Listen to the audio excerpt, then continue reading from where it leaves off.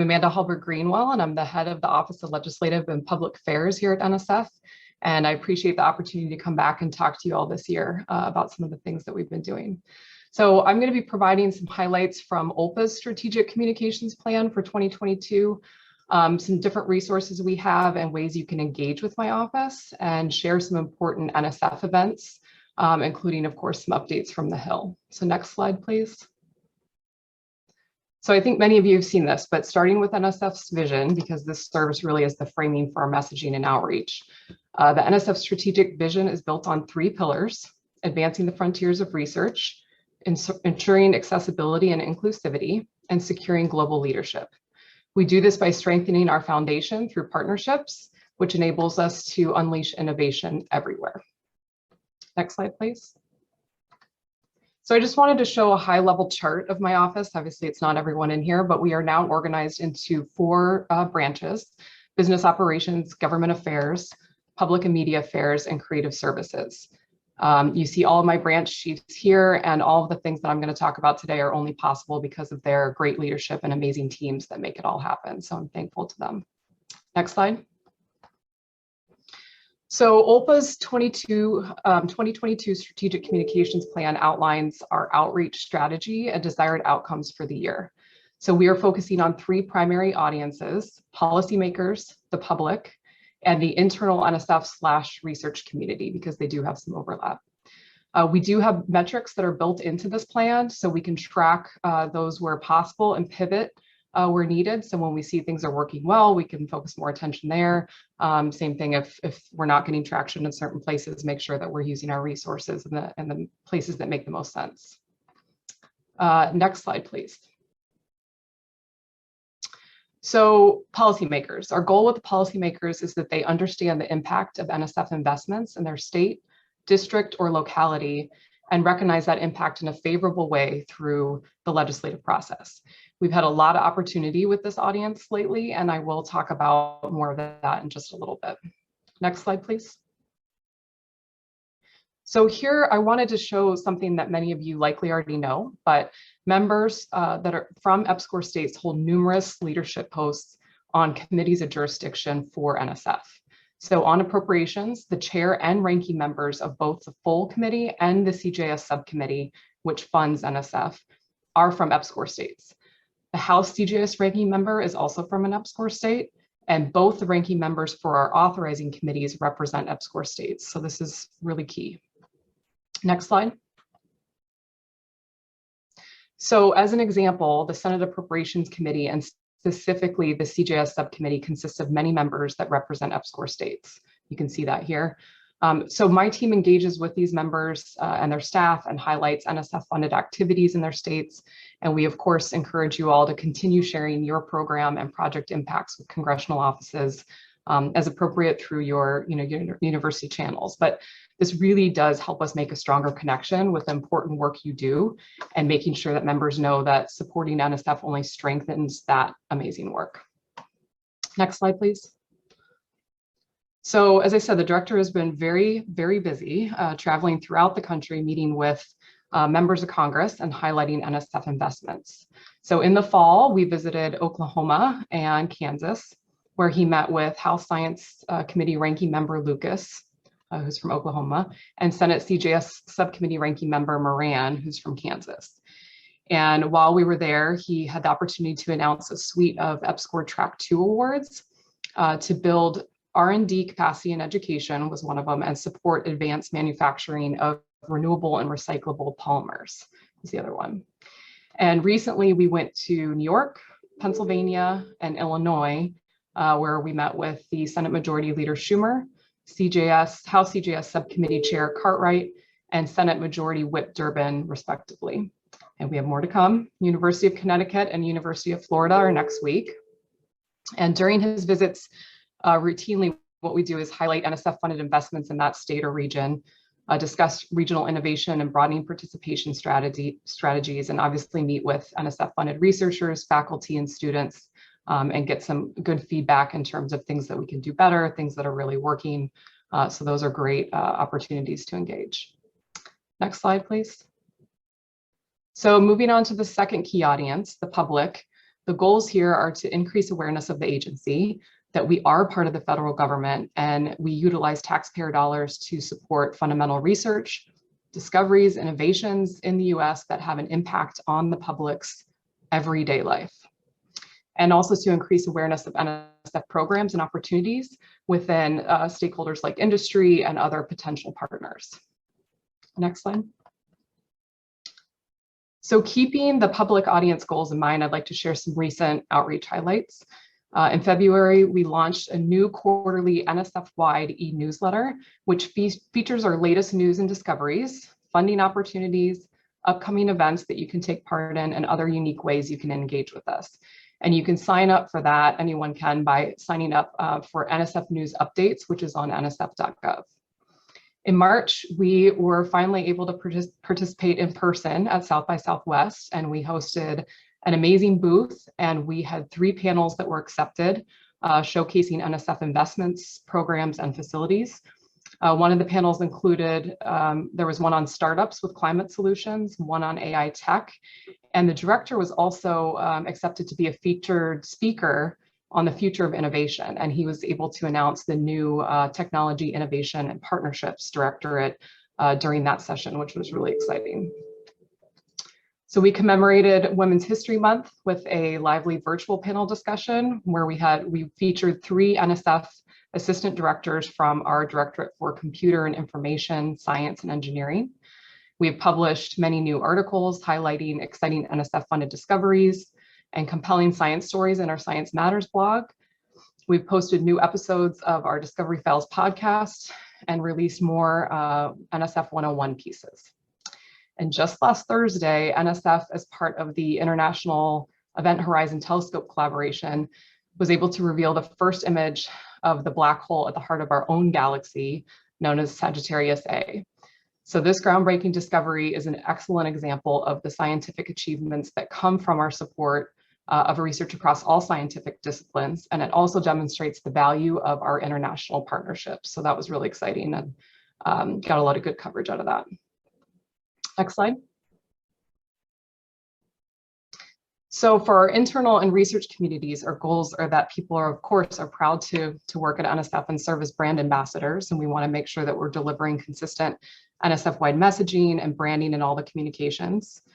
We want our colleagues to keep us informed on issues and events that help us with our communication goals, and that they seek us out as experts in communicating about NSF to these audiences. And for researchers, of course, we want them to serve as ambassadors to the public, to policymakers, and in the media, again, highlighting the role NSF plays in their success and contributions to society. The NSF staff continue to help us tell the NSF story every day.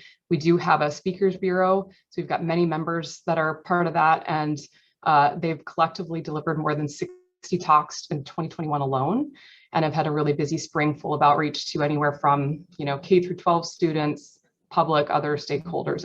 Anyone can request a speaker through that. Next slide. So how can you engage with OLPA and with NSF? You can reach out to us to request NSF quotes. You can send us your press releases, images, videos featuring NSF funded discoveries so that we can consider publishing an article on nsf.gov or posting it to our multimedia gallery. And you see here on this slide, I've included several email aliases so you can have a better clarity on where to send the different products to. Also, please share our stories from the Science Matters blog. You can amplify our social media and participate in our outreach campaigns, helping amplify big research findings and helping to translate the impact of that to the public for that research is something we're really putting a lot more time and resources towards, and we really need your help. Next slide.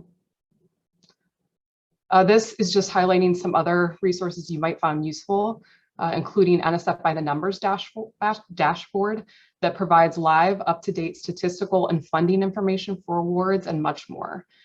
We have also built a public toolkit that you see here. It contains fact sheets, videos, infographics, and other important updates, as well as a visual identity guideline that contains the guidelines required to support NSF's visual identity and brand. So we've really been trying to take this up a notch and get better at this. We recently updated the guidelines and have launched a branding initiative to help raise the visibility of NSF even more. So the branding initiative includes developing new branding policy, expanding our color palette. We've got icons and typefaces, and we just launched a branding survey that will go out to many NSF stakeholders, including PIs, POs, and PIOs.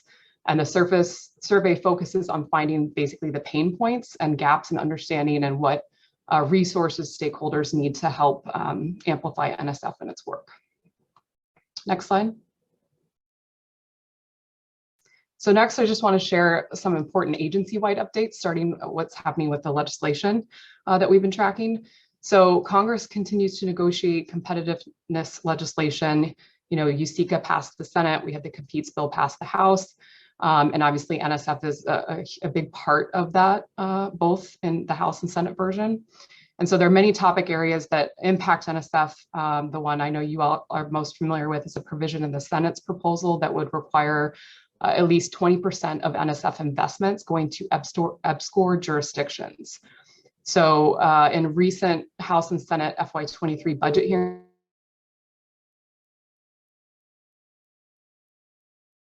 the EPSCoR provision, and many have voiced support for such an idea. And the director has continued to share his enthusiasm and belief that talent and ideas are democratized across the nation and that we should be doing more to find and realize them. The House and Senate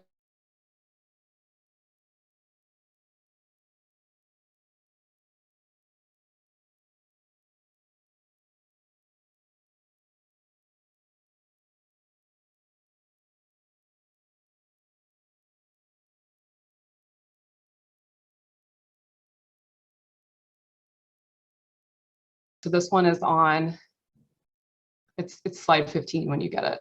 This is on the new directorate. So I mentioned that we had the opportunity to announce the new Directorate of Technology, Innovations and Partnerships, or TIP as we're calling it, during South by Southwest. The director was able to do that, which was really great. It took a lot of coordination, a lot of folks across NSF to do that. But we also rolled out recently the NSF Regional Innovation Engines, or what we're calling NSF Engines. And we were able to get an op-ed placed in the Hill by the director. And so I know you guys are hearing from Erwin right after this, who's obviously the AD for that new directorate. So I'll let him give you more details on the directorate itself and what's planned in 22 and beyond, of course, pending additional resources. Next slide. Okay, and as I'm sure you heard from Beth before me, we rolled out the President's FY23 budget request in early March, right before South by Southwest. The proposal for NSF is about 10.5 billion, which is a 19% increase over 22 enacted levels, highest level that's ever been proposed. And there's obviously strong support for things like enhanced fundamental research and development, investment in climate and clean energy research, new and existing programs that support broadening participation, of course, construction of major research facilities, and strengthening of US leadership in emerging technologies, among many other things.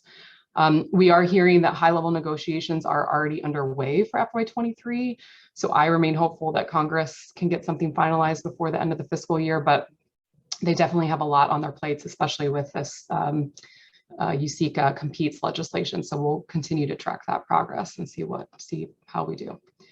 Next slide.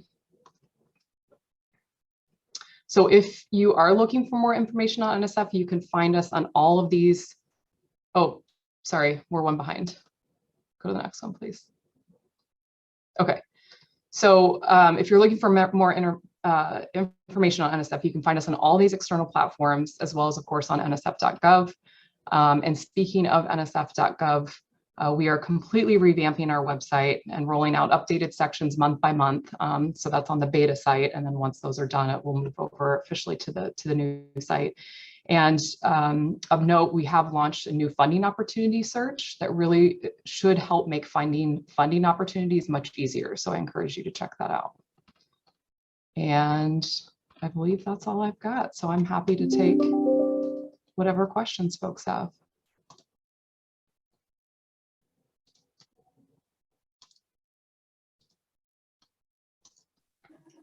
So Amanda, it's been a quiet group this morning, so folks may need this afternoon, but folks may need a minute just to get questions into the Q&A, but we're using the Q&A in Zoom to input questions, just as an update.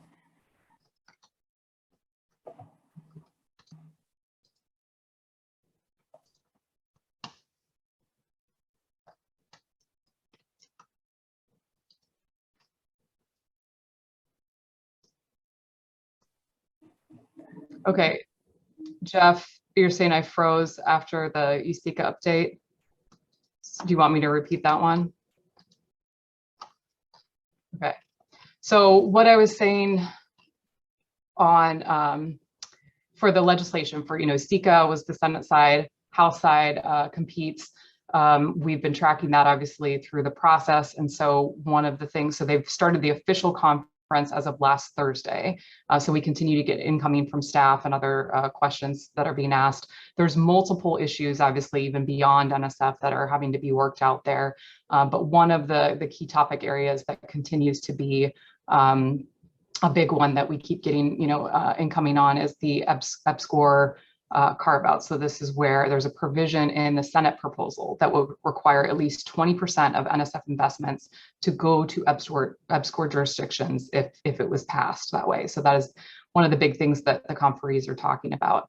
I just mentioned that the directors testified in front of House and Senate the last couple of weeks on the FY23 budget hearings, and he's been asked specifically about this, and also just continues to talk about his belief that talent and ideas are democratized across the nation, and that we should be doing more to find and realize them. So again, we'll keep posted on those pieces, but that's going to be something that will continue over the next month or so. And I think the Hill has made it really clear that they're going to need to really have something pretty gelled and finalized before the July 4th recess if they're going to get that through. But I know they're making a lot of progress.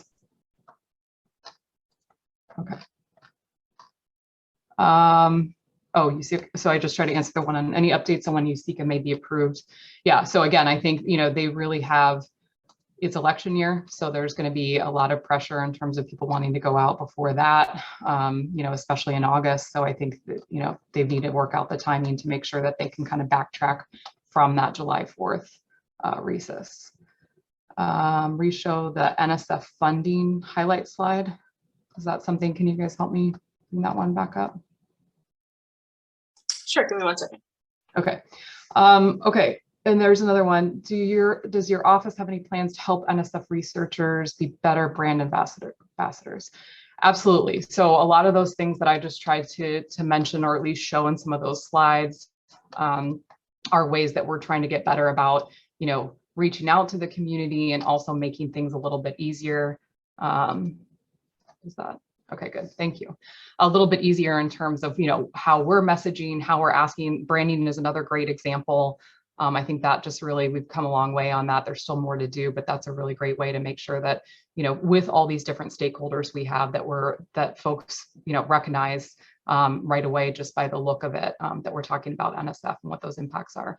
We do have a new campaign that's coming out, that is coming out from our 22 strategic plan, OLPA strategic plan. So that's something else that we'll share, and we'll want to encourage folks to use with their social sites and all that, so that we can again keep looking for different ways to engage those different audiences. Okay, is this helpful on the slide? Is that what folks asked for the budget?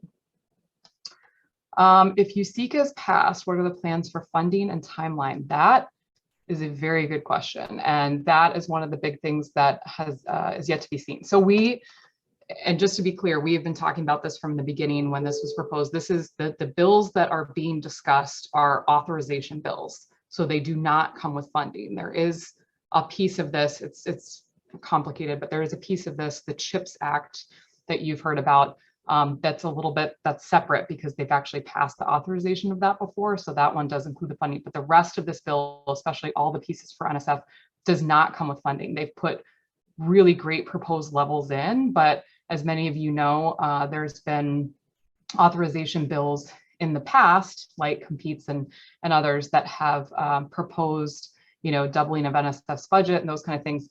but that hasn't come to realization. So what has to happen after authorization is passed is it's still got to go through appropriations, right? Unless there's some other appropriation vehicle, which I will tell you at the beginning of this process, what the Senate was looking at was reconciliation, that large reconciliation bill to try to fund the NSF portions, and that's not necessarily a given. So we really are going to have to look at the strong support from appropriations, but as we saw even in 22, they've got a top line that they're given, all the subcommittees are given, and they have to make those numbers work. So, if the DoD numbers go up like they did in 22, then they've got to go down on the non-defense discretionary, and that impacts all of the agencies and departments that are within that subcommittee. So it's not guaranteed, is what I'm saying.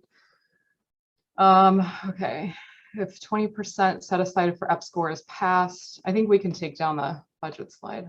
Thank you. Do you know how it will be allocated? Okay, so that is something, so the answer is no, we don't know how it will be allocated. That's something that is still being actively negotiated by the conferees in terms of what that looks like. We do know that the original language talked about the EPSCoR program specifically in it going there. And the talk recently has been about talking about EPSCoR jurisdictions, right? Making that more broad so that there's more mechanisms to be able to fund some of these pieces. But the final of what that looks like, any language and how that's tied to, funding or co-funding is still being worked on. Okay, I and others have noted that the current response time of the new nsf.gov is causing difficulties. Oh, so can you give me a little bit more on that? Meaning like when you go onto one of the beta sites that you're not able to get the information you need for minimum 30 minutes? Is that what you're saying? I guess, Sandra, folks can't talk except for on the chat. So this will be a case where I think the question came from Stephen. If you want to raise your hand, our contractor can certainly unmute you. There you are, and Stephen, you're welcome to talk with me.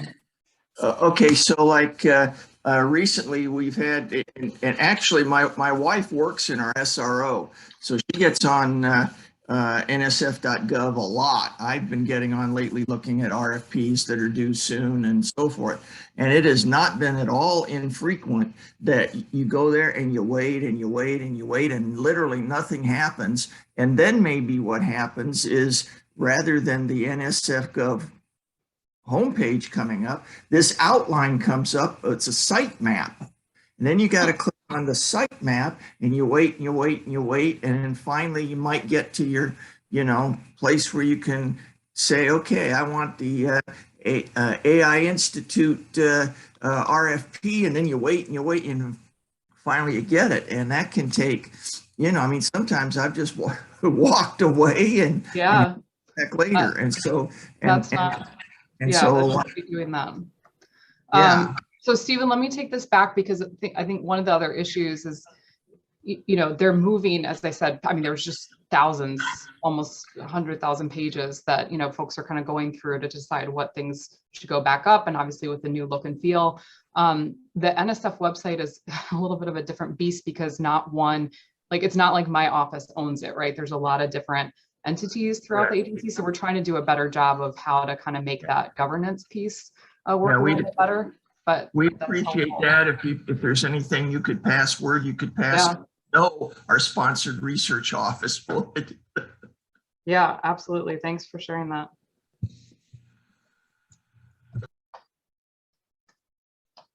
Anybody else? Amanda, I don't know if you mentioned this, but can you share a little bit about the status of NSF days and if there are any that are coming up or that people should be on the lookout for, or are there any replacements? Or yes, great question, Sandra. I know we had to have those on hold for a while because we were trying to basically do a revamp just for the morning session and kind of looking at, again, how to the point about how are we getting out to researchers and conveying, helpful information on messaging and all those pieces. So we were actually looking to relaunch. We've done the kind of scrub on that and looking at the opening pieces and how we want to have, the director open it. And again, talk about, messaging, strategic planning, all of that, and then go into the sessions. And so the first one we were going to actually launch earlier this year, and then obviously with some of the delays, earlier in the fall last year, but with the delays of coming back to the building and some other pieces that were going on, we've pushed that to likely this coming fall, so fall of 22. So be on the lookout there. And I think we are looking to see, we definitely want to do the in-person, but seeing if we can leverage now what we've learned, being virtual, and see if we can kind of maybe, mix that or be able to fit more into a year if we can get good at that. But they will be coming back.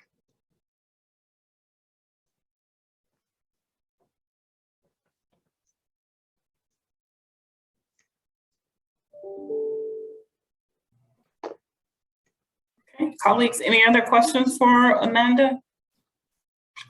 Looks like your chat box is now empty, so. Okay, great. Well, I appreciate the time, and I'm sure we'll have more to talk about in the coming weeks. So look forward to connecting on that then. Okay, great. Thanks so much, Amanda. Have a good one. Thanks, Sandra. I appreciate it.